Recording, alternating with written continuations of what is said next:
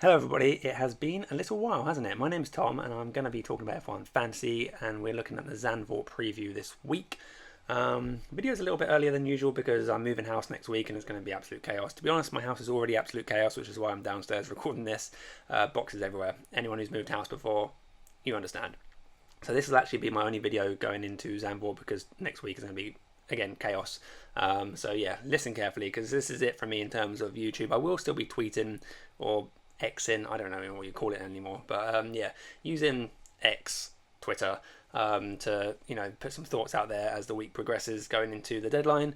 But yeah, this will be the only video, so let's get straight into team selection. My team is on screen at the moment. This is from Spa, which feels like weeks and weeks ago, and maybe it's because it was weeks and weeks ago, but yeah, honestly it feels like a long time ago.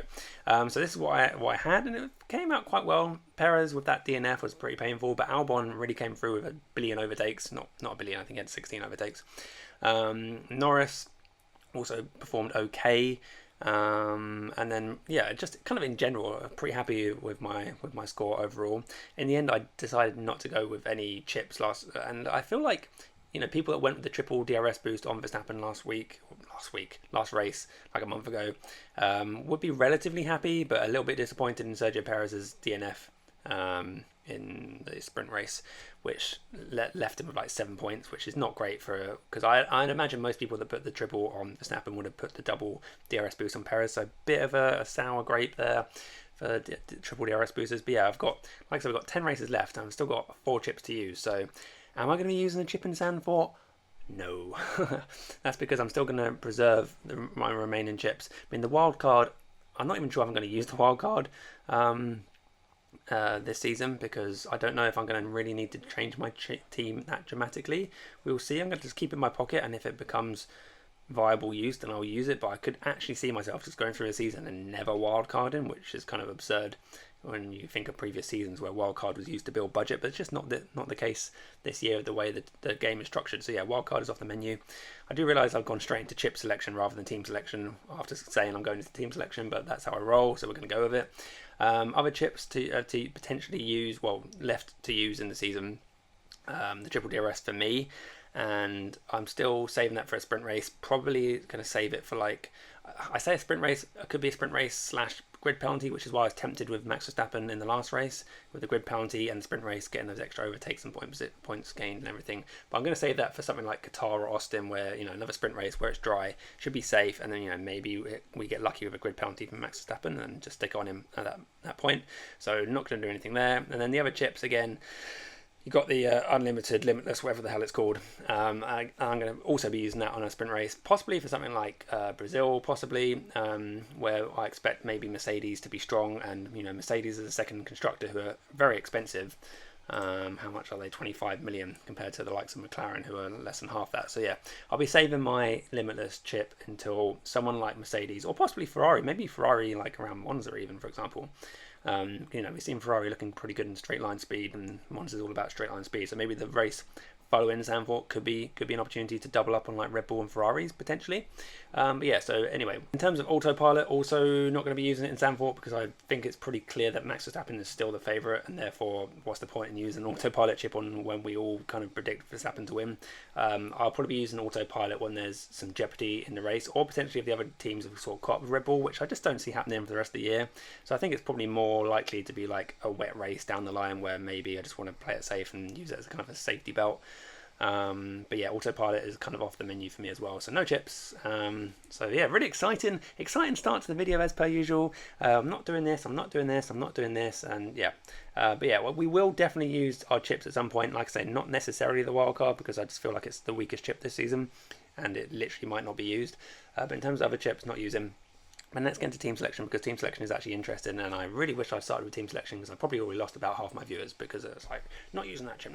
Anyway, team selection. So yeah, this is my current team on screen, and to be honest, I'm kind of happy with this team, although I really wish I could triple up on the McLarens, because the McLarens definitely have looked strong.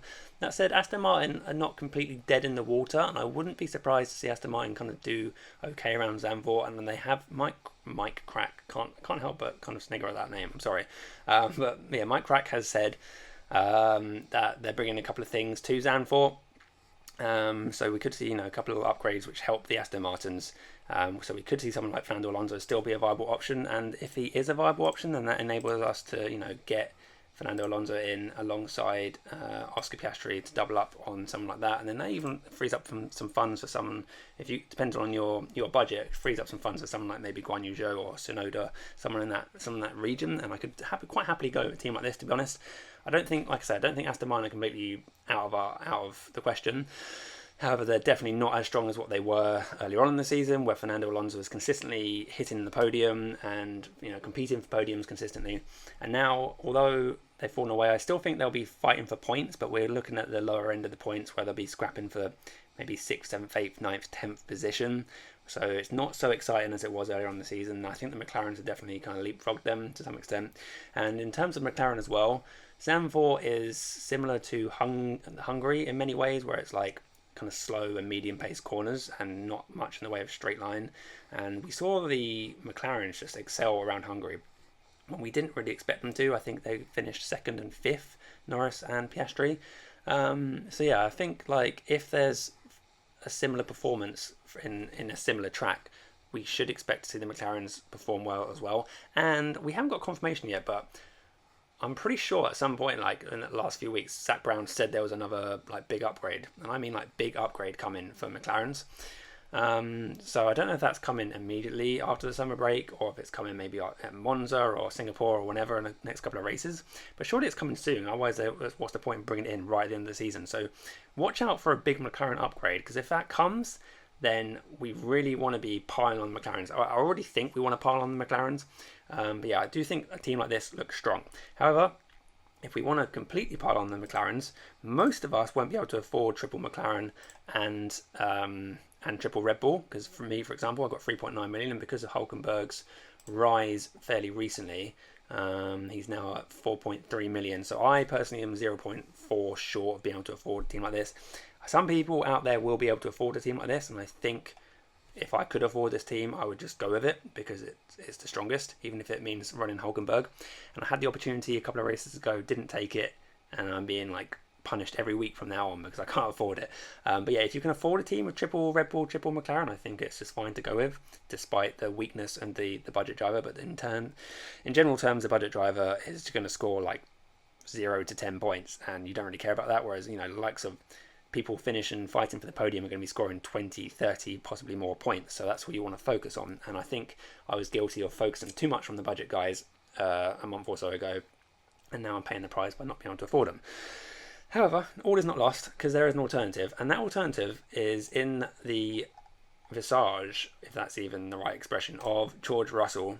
Because George Russell, just that little bit discounted price from Sergio Perez, enables most of us, I'd imagine. I say most of us, it completely depends on budget, because everyone's different. I'm not sure how well everyone's going to be able to afford what I can afford, because I'm only just affording this by 0.1. But I have to admit, I am very tempted by a team like this with George Russell. I believe I've got my spreadsheet from last year.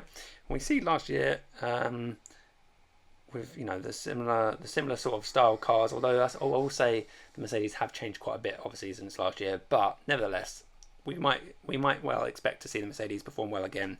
Finishing P2 and P4 last year, qualifying pretty well as well, P4, P6, and gaining a couple of positions. Just in general, the Mercedes impressed me in terms of their general reliability. The actual drivers themselves are generally pretty safe, barring the odd thing here or there. Obviously, Lewis Hamilton is like Lewis Hamilton, but George Russell himself has been impressive and just generally reliable and quick.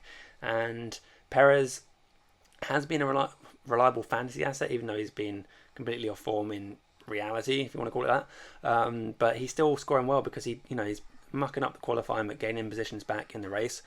Now Zandvoort is a little bit more tricky to overtake, similarly to Hungaroring. So if Perez messes up again in Zandvoort qualifying, is he going to be able to climb forward so much? I think he probably will, purely because of how strong the Red Bull just is. It's just an absolute rocket ship, as people like to describe it.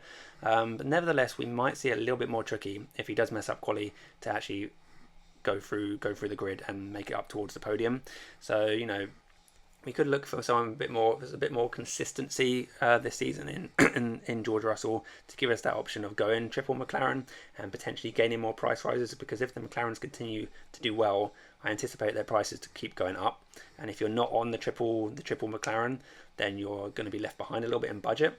Meanwhile, the Red Bulls are sort of creeping up very, very slowly because they're the most expensive already, and they're excuse me, already consistently like winning races, as we all know, and therefore because they're all already kind of at their ceiling, we wouldn't expect them to jump like 500,000 or 1 million just by winning again. So I would anticipate that the Red Bulls will continue to go up, as we can see on here, 0.2, 0.1, and I know because of Perez's lack of performance in Spa, he's gone down a couple of points. So we could see Perez, if he has a good performance, jump up again a little bit. I just don't see a big jump. Whereas with McLaren boys, I do see a big jump potential. Last race we saw Norris go up 500,000. The previous couple of races, we've seen McLaren and Piastri go up by like 1 million apiece.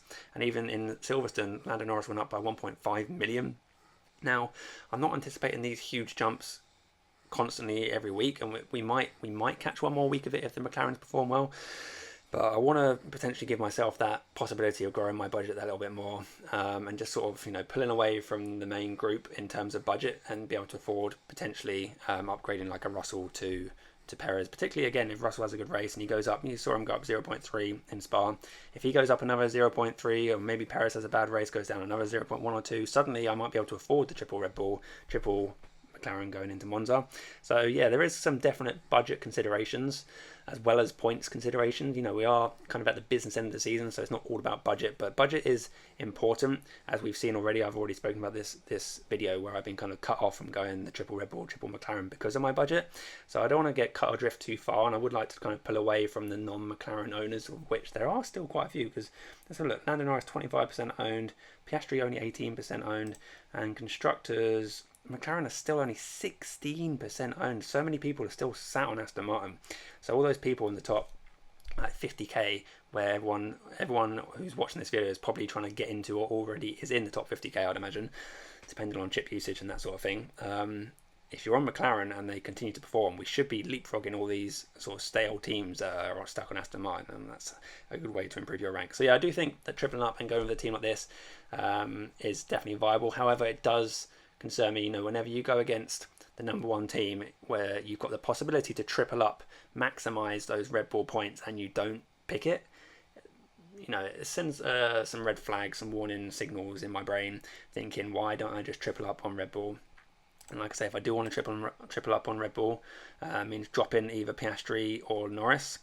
If I drop Piastri, it means I've got to go back to a budget driver to enable the triple Red Bull, and obviously I don't get the Piastri's rises if that's the case. So I've got 8.4 million, so that would enable me to only get Bottas and below. And while I think Albon is definitely a good driver and the Williams is definitely a much improved car, I don't see them doing particularly well around Zandvoort. I do see them doing well around Monza, which is the following race, so maybe holding on to Albon would be some good potential in that regard. I do see myself probably quite possibly utilising Albon in Monza, so maybe you just want to kind of hold a team like this and just sit on this and take what you can in Zandvoort. But the triple up in McLaren is definitely appealing. But yeah, going against the triple Red Bull is definitely like some cause of concern possibly in there. There is a kind of an outlandish thing you can do as well, is not even go with McLaren. We did see the Ferraris do kind of well. Where are we? Let's drop this for a second, put the Ferraris back in, and that enables us to get the 9 million, which enables me, from my budget anyway, to go back to Piastri. So if if you're tempted by the constructor points, we know the Ferraris are good for pit stops. The Ferraris are looking improved. I'm not sure how much tyre degradation they're going to suffer at the moment around Zandvoort. Quite a high downforce track, so I'm not sure exactly how much tyre degradation there will be for Ferrari, but we have seen them improve in Spa for sure. And so if that improvement continues, are Ferrari kind of back on the menu a little bit, and maybe we could see a team kind of like this. But for me personally, I feel like it's a little bit too, I don't know, maybe a little bit too against the grain and bit too risky if it doesn't come off, because then you're just going to fall away from all the McLaren constructor ownerships probably. So my most likely build is either going to be what I had originally, which is Oscar down and Perez back in, which is literally the team I had for Spa. So for me personally at the moment, Obviously, this is completely before we've got any news going into the actual media week and interviews and FP1, FP2, FP3, because it's not a sprint weekend. So there's lots more information to come to really collate that information and finalise team selection. But yeah, for me at the moment, I'm thinking either just stick with the team I had for Spa, and then it's looking pretty good for Monza, or go with that George Russell build, which enables me to triple up on McLaren, and have that George Russell's kind of as a backup option to Perez, if you want to call it that. And George Russell the last couple of races has done pretty well, scored pretty nicely, and like I say, he did well in Zandvoort last season. And like I said, it's similar sort of track to Hungaroring in many ways. And we did see Lewis Hamilton get a pole around there, so Mercedes isn't a slouch in these slow medium corners. So yeah, this is definitely some food for thought, some consideration. But obviously, I'm not going to say like, oh, I'm definitely going for this team, because I need to look at FP1, FP2, FP3, listen to what the drivers and the teams are saying before really going into anything. If Mercedes look terrible and Russell and Hamilton are complaining like they normally do, to be fair, but they're complaining even more than normal, then I'm not going to go with this build. I'll probably just stick with the triple Red Bull build. But yeah, I do like the look of this build, and it's definitely some food for thought going into Zandvoort. So that's it in terms of team selection. The last thing I'm just going to talk about is to do with my spreadsheet. Now, I have got my spreadsheet, and I've been updating it kind of religiously for the last year and a half. And it is something that I've been allowing members to the channel access to, and I'm not going to stop from doing that, but I am going to say that I'm kind of like tapering back on what I'm updating on the spreadsheet, because at the moment I've got like obviously all the points and hypothetical qualifying and the FP1, FP2, FP3 results, etc. From all the different races, and you've got all the stats to the front page, the points per million trending, the quality predictor, which I've been updating. There's a lot to it.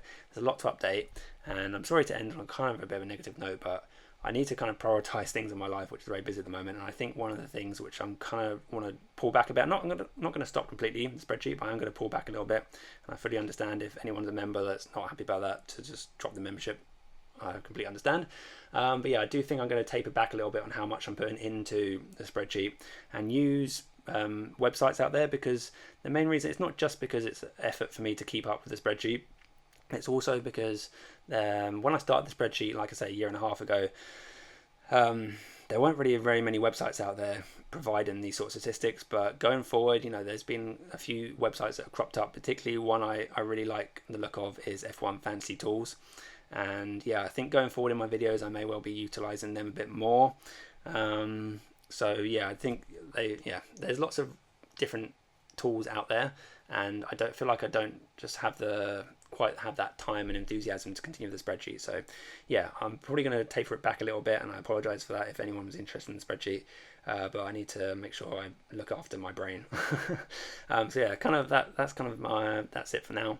Like I said, I am moving house next week, so there won't be any more videos because it's just carnage in my house, absolute carnage. And hopefully I'll get my internet sorted out as soon as possible when I move into the house, and I can get the next video up for Monza shortly after Zandvoort, but we'll see. So yeah, hopefully I'll see you in like a week or so's time for some Monza build up, but that will depend on how well the house goes, because it's stressful and lots of unknowns. But anyway, it's exciting too, sort of. Anyway, yeah, so that's it for me. That's my Zandvoort thoughts. Be nice to hear from you guys in the comments, because I haven't heard from you for a few weeks. So yeah, go mad in the comments. Tell me what you think, team selection. And yeah, that's it for me from now. I'll see you for Monza shortly. Bye for now.